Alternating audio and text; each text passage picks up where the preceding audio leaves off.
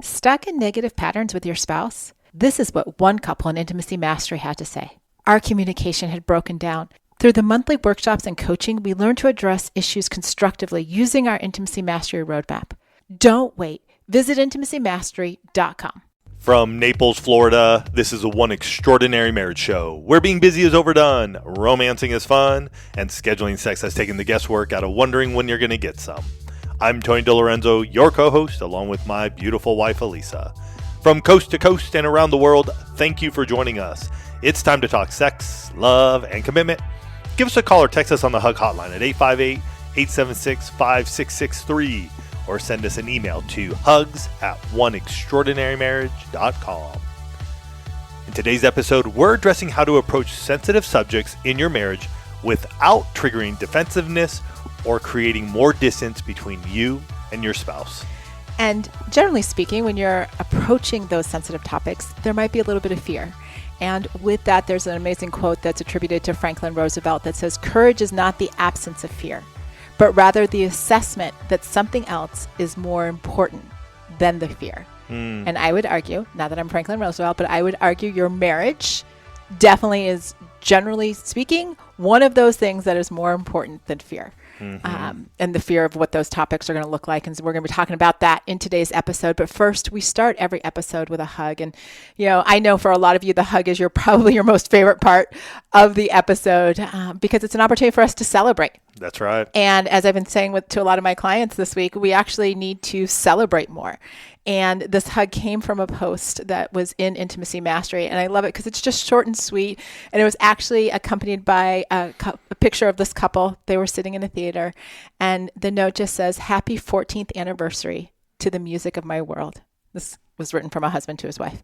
"Celebrating with the musical Lion King, scratching off a bucket list item, and sharing our love in special memories for a lifetime. Happy anniversary to my wife. I love you, and I love sharing life with you." I love it. Hey, I'm all for a good musical myself, and we've never seen Lion King, so we may have to put that up on the list. Absolutely. And again, it's just, this couple's investing in their recreational intimacy, That's but right. seeing, it's not just the recreational, it's also the emotional. And I think that so often ties into what we talk about here at One Extraordinary Marriage. And, again, as Tony said at the top of the episode, here we are, we're talking about these sensitive subjects. And a lot of times what happens in coaching conversations makes its way into One Extraordinary Marriage podcast episodes. And this past week, I had a lot of different coaching conversations, but one of the very specific themes that kept coming through was hard or difficult conversations. And which, as a marriage coach, that probably doesn't surprise any of you. But in one of the sessions, and this is a direct quote from a wife, she said, "I think that there are some things that are areas of struggle for me. And I think that he shared those same for him. And I think in general, we both know those tender topics with each other." And I remember her saying that phrase, tender topics. And it struck me in that moment. They went on to have their coaching conversation and, we're talking about all of these different things. But a few hours later, I was with another couple and we're talking about hard conversations. And I flashed back to that earlier conversation. And I looked across from this couple and I said, "Hey, instead of thinking of them as hard, because we all have this perception if it's hard, like, I don't want to do hard things, it's going to go this way." Like I asked him, I said, what if we start thinking about these as tender topics? And there was a pause in the conversation as I could see both husband and wife kind of mull this over, right? These topics that I think are going to be hard. What if instead we start viewing them as being areas that are tender? And, so again, that conversation goes on and on, but I started really mulling this over and went to Merriam-Webster because you guys know I'm a dictionary girl. I love it. I want to know exactly what words mean. And one of the definitions for tender on Merriam-Webster.com is this: demanding careful and sensitive handling. And I started thinking, what if with these topics that we think of as hard, we step into this place saying, "Hey, wait a minute, this topic, these things that like create the pit in the stomach or the subjects that we've been avoiding, what if we got into a place where we said, hey, you know what? This is going to demand of both of us careful and sensitive handling. And that becomes a shift in your mindset, because those topics, they feel vulnerable. They feel raw. They feel like, oh my gosh, this is a conversation that I might bring up to you and I might be misunderstood or I might be rejected or hurt. But if we come back to this place of careful and sensitive handling, what starts to shift in how you relate to your spouse? Mm-hmm. And, you know, when Elisa brought this up to me earlier this week and had mentioned this, it just caused a sense of pause, right? Because even for myself, this is new. It's a different terminology to think through. And as I began to think about it and then read, you know, what the definition is and everything, I was like, you know what? This is so spot on. Because as Elisa said, even for myself, it's like, oh, we've had those hard conversations. Oh, we've had those tough conversations. True, we have. And yet, what if we were to reframe these to think of them as these tender topics that do need some care, that are sensitive? And so I think for all of us, it's looking at things from a different lens at times. We hear the same things. We tell ourselves the same stories, and we go down the same paths. And sometimes I think, and Elisa even bringing this up to me, was going like, am I willing to hear that and begin to accept it, acknowledge it? So when we do have those tough conversations, instead of them being tough, they're tender. Mm-hmm. And how does that shift how I look at our pillars of intimacy and how I look at Elisa? You know, and we asked the question last week on Instagram, you know, what are some of those topics that have, you know, been considered hard in your marriage? And the answers came in fast and furious. We love you guys and how you actually contribute to how each episode is formulated when you share your responses. But there were tender topics talking about sexual intimacy concerns and desires. This could be everything from frequency of sex to, you know, sexual performance to not having sex, like everything and anything underneath there. Financial stress, spending habits. Right? Money comes up as a tender topic for a lot of couples. Parenting disagreements. I mean, our kids are 22 and 19, and we still have parenting disagreements with them, which leads to the next one, right? What are some of those other family situations? In-laws, stepkids, extended family, you know, siblings, all of that. Work-life balance. The amount of hours you're spending at work, the demands of your job, not working, like all of that. Not knowing how to deal with emotions, right? Feeling unloved, insecure, disconnected, you know, dealing with anger, sadness, grief, like all of that.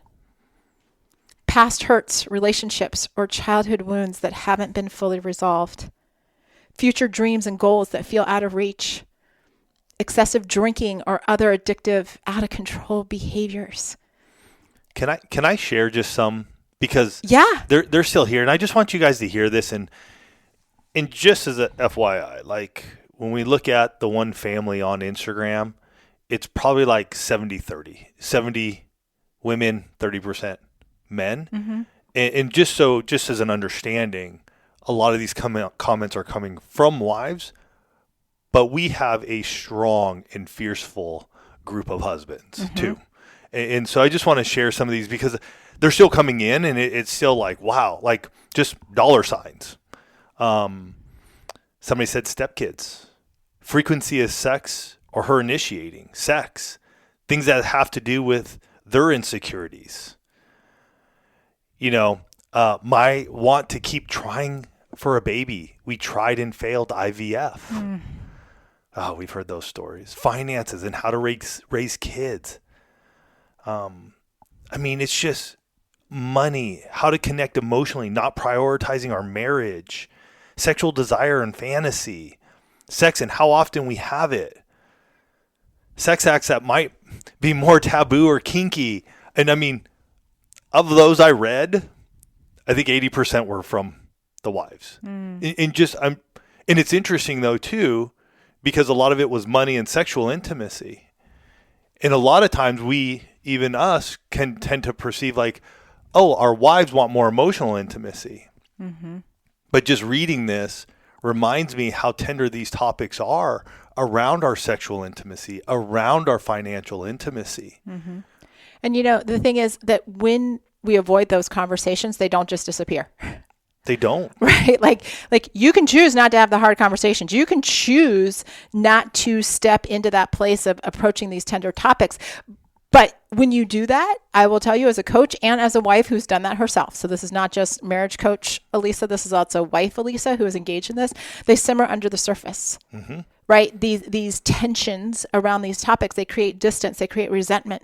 And you ought to find yourself walking on eggshells. Right. And I will tell you, I can't, so many coaching sessions where people have sat across from me and I'll say something, they're like, oh, Lisa, we can't, that's just a topic we can't talk about.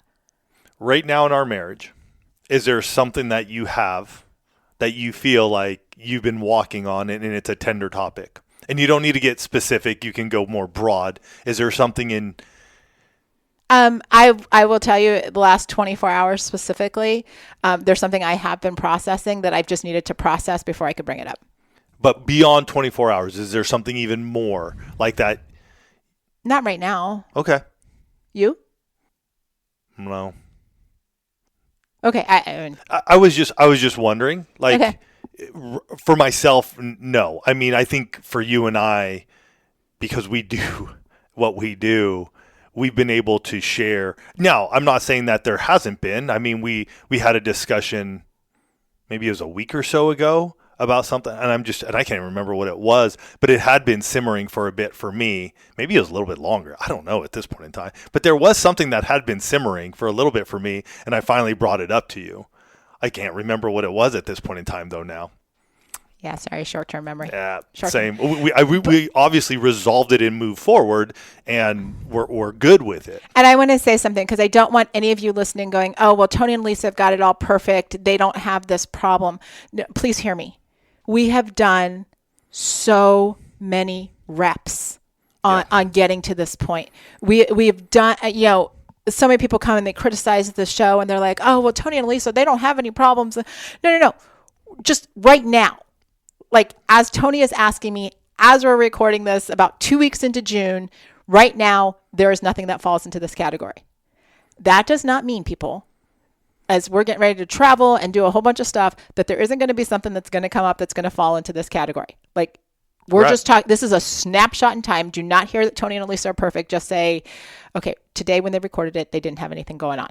Like, let me just put that here, because when we asked that question where we got all of those responses on, like, what are those topics? We also asked the question, have you ever avoided a topic with your spouse? And with almost 800 responses, 95% of you said that you have. Did you hear me? 95% of you said that you have avoided a topic with your spouse because you knew it wasn't going to go well, or it felt too raw or vulnerable. Hello, tender topics. And Elise and I could raise our hands to be in part of that 95%. 100%. It's for us in the past, it's been money. It was probably sex. I mean, like, I'm sure it was probably something with our sexual intimacy in the last couple weeks. That would just be my guess. Honestly, I just can't even remember. I thought I had it, and then it just like poof, it went away. Tony's like, I'm so ready to talk about this, But it's happened to us, and we went to what those topics are like a few minutes ago. But we also need to talk about, like, when you are staying in that place of avoiding the tender topics, they're going to have an impact on your marriage. And what those impacts look like, it might be a shutdown cycle, right? Where you try and dip your toe in the water, and one of you wants to bring up a topic, and the other is like, let's shut this down. We're not doing this. Or maybe there's an explosion pattern where the topics simmer until you explode. Or maybe you're in this place where you're just on, script rehearsal. You're auditioning to be, the leading star in your one-man show, and all you do is replay the conversations in your head so many times that by the time you actually have a conversation, you've already played out 27 different scenarios on how this is going to go. Or you just stay walking, on your tiny little eggshells, just going crunch, crunch, crunch, crunch, crunch, crunch, crunch, all around your marriage. But learning how to successfully navigate these topics does lead to a shift in the satisfaction of your marriage and in the emotional connection. Yeah. It's why emotional intimacy is the workhorse. But getting into this place of saying, okay, we've been avoiding this. We've been doing all of this. How do we start to create change? Well, we're going to talk about that after this break. Mochi Health is a long-term weight loss solution personalized to fit your unique needs and goals. Meet one-on-one with board-certified obesity doctors and registered dietitians who are on a mission to listen. Eligible patients can access custom-formulated GLP-1 medications at an affordable, set price and get them delivered to their home each month. No insurance required, FSA and HSA accepted. With 24/7 customer service available, Mochi Health is here to partner with you on your journey to a healthier life. Take the free quiz at joinmochi.com and use code AUDIO40 at checkout for $40 off your first month of membership. That's joinmochi.com. This episode of the One Extraordinary Marriage Show is brought to you by Alloy Women's Health. Aging can be hard for women. Problems sleeping, hot flashes, brain fog, weight gain, and decreased libido can hit us pretty hard. I'm in the menopause journey myself and have dealt with symptoms like hot flashes and insomnia.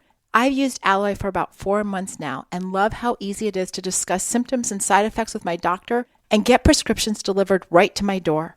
Alloy can help you to thrive during menopause and midlife, offering unlimited access to doctors and experts with safe, science-backed treatments for your hormonal symptoms, as well as skin, hair, and sexual wellness treatments. I cannot recommend Alloy enough. Join the 95% of women who tried Alloy and saw relief in the first 2 weeks. Head to myalloy.com/OEM and tell them all about your symptoms, and you'll get a fully customized treatment plan. And you'll get $20 off your first order today. Head to myalloy.com/OEM and enter code OEM to get $20 off your first order.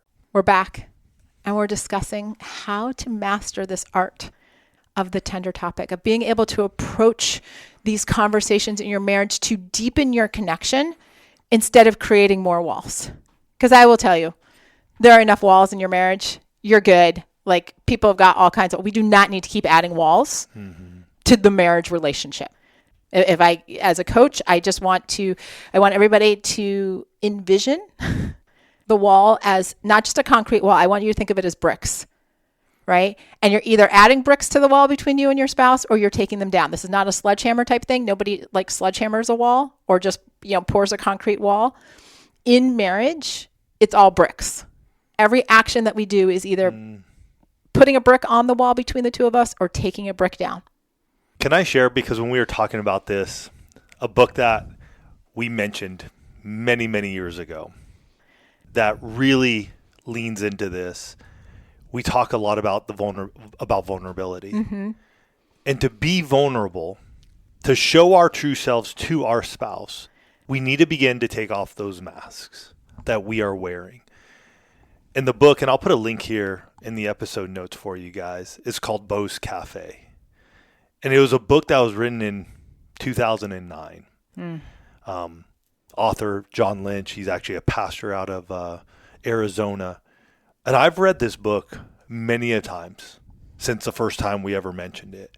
And as I think about these tender topics, a lot of times and even when Elisa brought it up, is we got to learn how to take off the masks.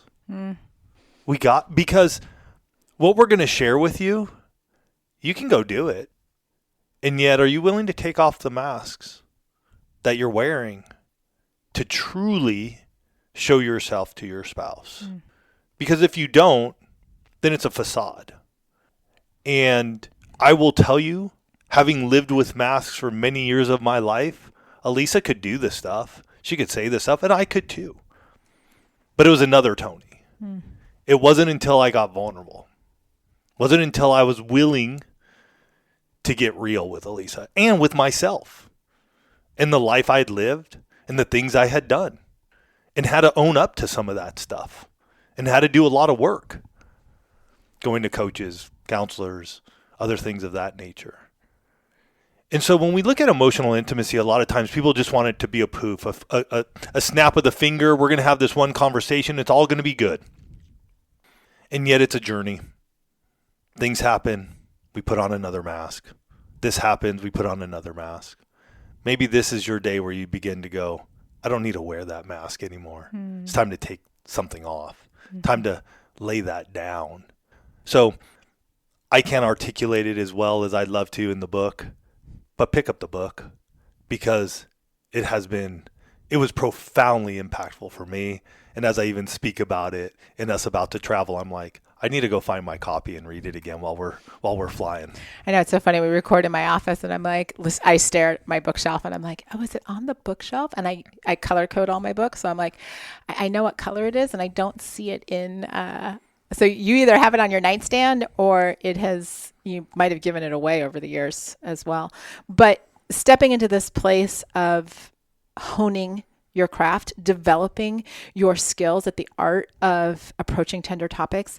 Number one, it is about choosing your timing and setting. And you've heard us talk about, tone and timing and all of these different kinds of things over the years, but timing matters. It does. Getting ambushed about a tender topic when you're stressed or tired or distracted is not going to go well for anybody in the vicinity. Right? So leading with a question like, hey, when would be a good time to talk about something that's been on my heart? When would be a good time to talk about this topic? Because that allows an interaction. And if you're on the receiving end of that question, as your coach, I'm going to be like, hey, you need to come up with an answer. Never or I don't know, not a great response because your spouse is coming to you and they're being vulnerable saying, hey, I want to talk to you about this. So never and I don't know, that's not going to work. Give something, right? Choose a neutral location. Some of you have been having the same conversations around these topics in the exact same place. And so it's like stepping onto a scene or onto a set in a movie. And you're just like, okay, everybody, you stand on your X. I'm going to stand on my X. Ready, set, talk finances. Ready, set, talk sex. We're performing. You're doing the drill. Mm-hmm. You know the dance. Elisa talked about it a lot in the 6 pillars of intimacy, conflict resolution. You're doing the dance. I know how to do this. I know how to do that. I know I'm going to sit in the car here. I know you're going to sit in the car there. We're going to turn on this type of music. Something's going to happen. We're doing the dance. Mm-hmm. From there, let's start with your heart.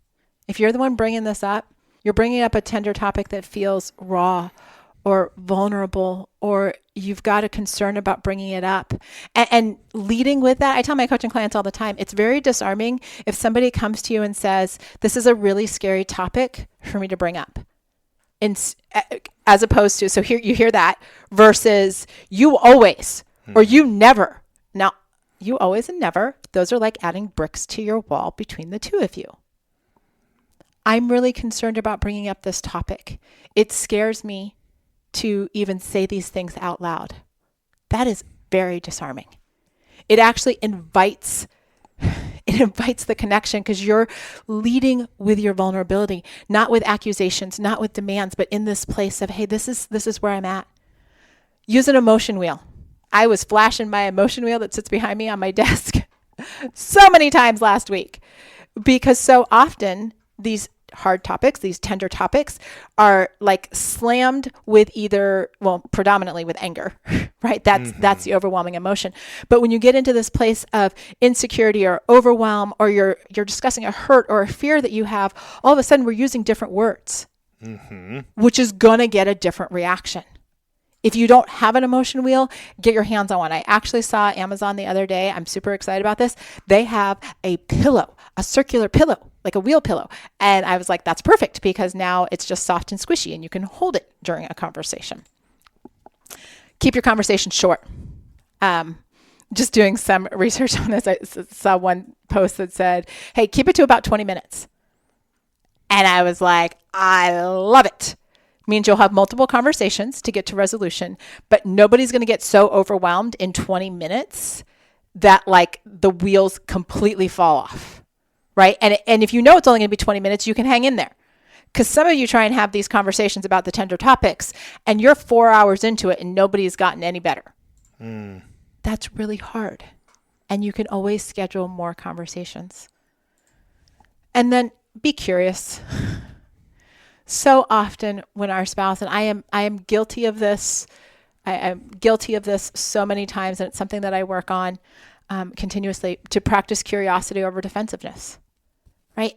When your spouse brings something up, when they're like, hey, I'm feeling insecure about this, or I'm worried about this, instead of being like, well, that's not how I see it, or, that's wrong, or I can't believe you would say that. Hey, can I just ask you a few questions to better understand your perspective? Can you help? Can you tell me a little bit more so I better understand what's going on with you? How did you get here? And this one requires active listening. Tough when we're in the moment, heart's racing, sweat's going down our spine, but we got to actively listen to our spouse. Too often, we're thinking about what we're going to say and how we're going to respond. And we got to slow down and we got to think. And instead of being defensive, if you get curious, then you can ask the questions. I didn't realize that. Tell me more. I didn't see that situation the way you're describing it. Tell me how you see it. Things of that nature. They don't need to be like, well, what about this? And when did this happen? And where did that go? It can just be as simple as like, I didn't realize it.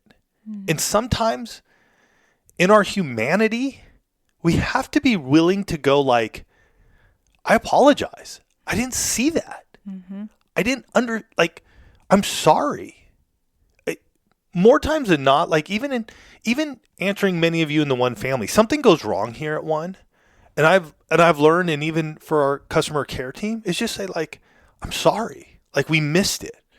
Like I've said it to business friends and other folks too. Like I apologize. Like I completely dropped the ball on this email. And it's a humbling thing to do because I'd rather be right because it shows power. It shows strength. Boom. But in my humility, it opens up doors.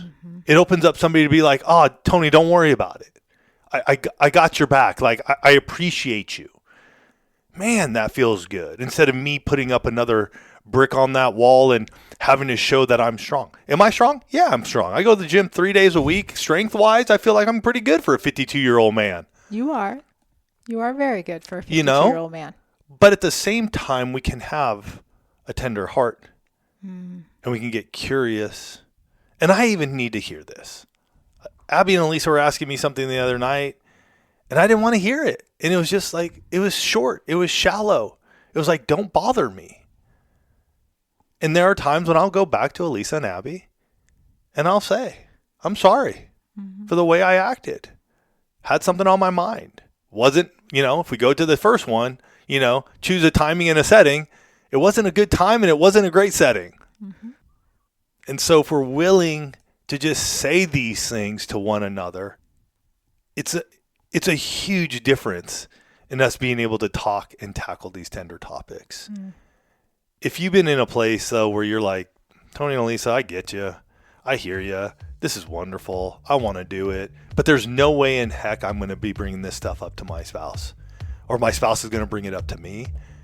Then I would highly consider you apply for coaching. Go to oneextraordinarymarriage.com/coaching.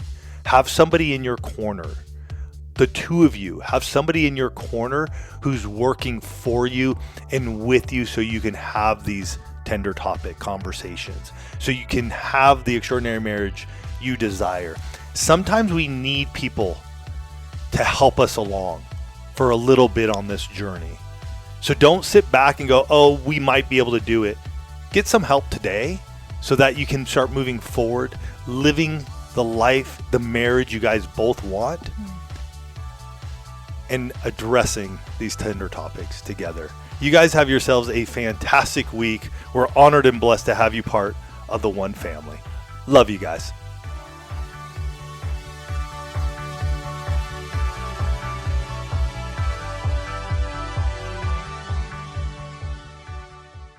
Thank you for listening to the One Extraordinary Marriage Show. If you love this podcast, please leave a review on Apple, Spotify, or wherever you are listening. Your review helps others find the show and know that it's the right fit for them and their marriage.